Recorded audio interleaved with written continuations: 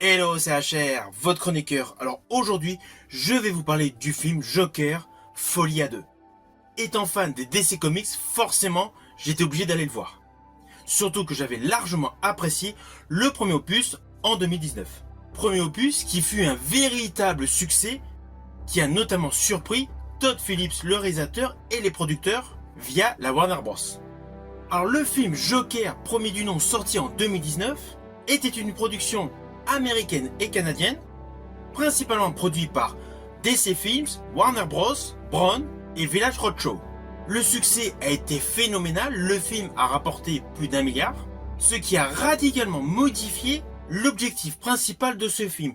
Film qui était tout simplement la présentation d'un personnage issu des DC Comics, mais avec une volonté de n'être rattaché à aucune timeline où nous découvrons le personnage Batman. Alors oui, dans le premier opus, il y a certes, vers la fin, on assiste à la naissance aux prémices du personnage Bruce Wayne en tant que Batman, avec notamment l'assassinat de ses parents. Mais la volonté de Todd Phillips était de s'arrêter là, avec uniquement l'émergence du personnage Joker. C'est pour cela que le film est complet. Si vous n'avez pas vu le premier film, sachez que l'histoire complète de ce premier film, Joker, est totalement close à la fin du film.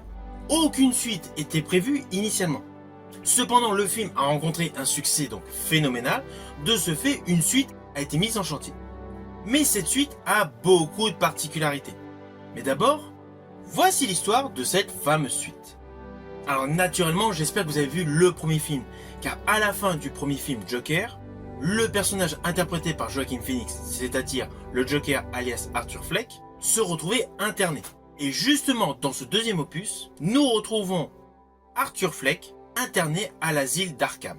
Alors c'est clair, Arthur Fleck est dans de mauvaises conditions, il se retrouve dans un hôpital psychiatrique. Mais là où son calvaire augmente, c'est qu'en fait, les gardiens de cet asile sont sadiques. De ce fait, dès le début de ce film, il y a une dimension psychologique malsaine. Mais un jour, comme par enchantement, on va dire, il fait la rencontre du personnage d'Harley Quinn, mais vraiment en pure coïncidence, et il tombe sous son charme. Tout ceci se déroule quelques jours avant son procès. Alors ne vous inquiétez pas, je n'irai pas plus loin sur les lignes scénaristiques de ce film. Ce que je viens de vous dire est vraiment le point de départ de ce film. Alors je vous le dis tout de suite, ce film est radicalement différent du premier opus. Pourtant, c'est réellement une suite. Le raccord avec le premier film est excellent. On est réellement dans la continuité. Et lorsque vous aurez vu la totalité de ce film, vous êtes obligé de constater que ce film est 100 fois plus anarchique que le premier volet. C'est un côté qui peut déconcerter. Mais alors l'autre particularité de ce film est notamment l'intégration du personnage Harley Quinn représenté par Lady Gaga. Alors Lady Gaga est excellente actrice. Honnêtement, dans ce film, elle démontre un talent supplémentaire de ce qu'on avait pu voir d'elle au cinéma ou à la télé. Je pense au cinéma dans A Star is Born et à la télé pour la série American Horror Story. Voilà. C'est une actrice qui a gagné en qualité, qui a gagné en jeu, et sa prestation dans ce film est correcte. Je rajouterais, elle est excellente. Mais là où c'est vraiment particulier, ce sont les moments musicaux. Ce n'est pas à proprement parler une comédie musicale, c'est clair, ce n'est pas une comédie musicale ce film. Mais il y a des moments musicaux qui vont en déconcerter plus d'un. C'est pour cela que c'est certes la suite du premier film, le Joker, avec le premier rôle principal identique, avec tout le même staff à la réalisation et à la production, mais l'ensemble est radicalement différent en termes de composition. L'effet musical est, on va dire, totalement innovant dans ce registre de film, avec de surcroît une particularité qui en font un deuxième opus d'un diptyque totalement antagoniste au premier film. On a l'impression, lorsque l'on regarde ce film, que celui-ci déconstruit un petit peu le personnage du Joker interprété par Joaquin Phoenix dans le premier film. Tout le côté psychologique, émotionnel et blessé par la vie de son personnage s'en retrouve totalement modifié dans ce deuxième opus. Et le côté musical avec la performance de Lady Gaga apporte certes une plus-value à ce film, mais dans le même temps rajoute un effet totalement curieux. Alors pour tout ce qui est film de super-héros ou personnages issus de bandes dessinées, on a toujours l'habitude de surenchère. Il y a toujours de la surenchère dans les suites. Et principalement, nous sommes réellement dans la continuité. Là, lorsque l'on a vu ce film, on a l'impression que tout le côté émotionnel et psychologique a été remplacé par un côté superficiel, avec des attitudes et des compositions qui peuvent paraître scandaleuses. Mais cela colle parfaitement au personnage du Joker et d'Harley Quinn. De ce fait, ce film est certes une suite, mais sans surenchère, avec un côté qui casse un peu l'image du personnage Joker qui était mise dans le premier film, avec un effet comédie musicale qui est certes innovateur, mais qui est très surprenant. Cela n'empêche pas que tout le côté musical colle, car au final, lorsque l'on a vu ce film, on est obligé de penser à toutes les parties chantées qu'a le personnage Harley Quinn dans la BD.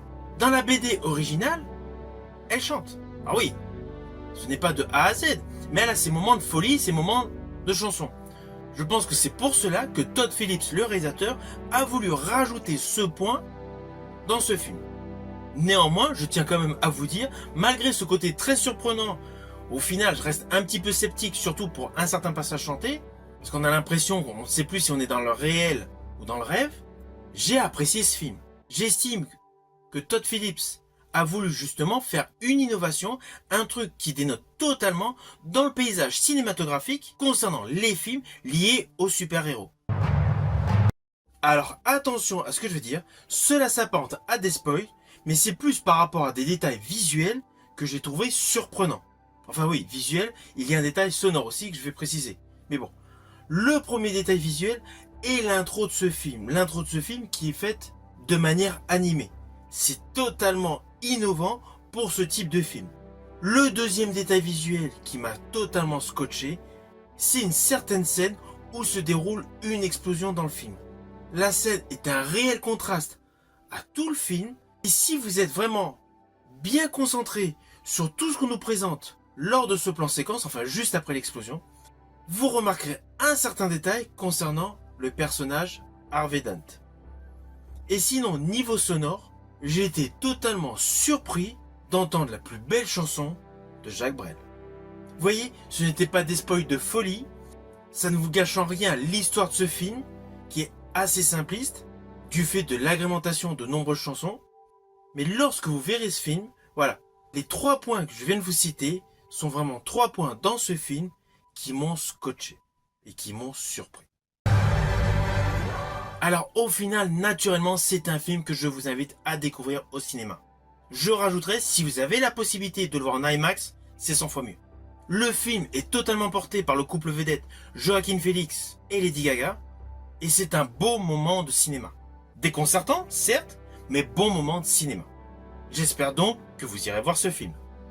Si ma chronique vous a plu, n'oubliez pas, petit pouce vers le haut, pensez au partage. Quant à moi, je vous dis à bientôt pour une prochaine vidéo.